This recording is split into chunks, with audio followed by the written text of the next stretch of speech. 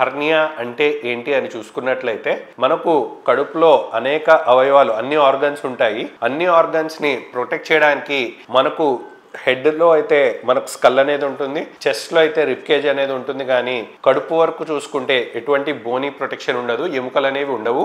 ఎందుకు అంటే మనం తిన్న తర్వాత ఆహారం అంతా కడుపులోనే చేరి కడుపు ఉబ్బుకోవాలి కాబట్టి మనకు ఎటువంటి ఎముకలు అనేవి మనకు కడుపు ముందర భాగంలో లేవు. మరి అటువంటి కడుపులో ఉన్న మనకి ఏకైక ప్రొటెక్షన్ ఆర్ భద్రత ఏమిస్తుంది అంటే కర్ణుడికి కవచకుండలం లాగా మనకు మన కండరాలు అనేవి ఉండనే ఉంటాయి.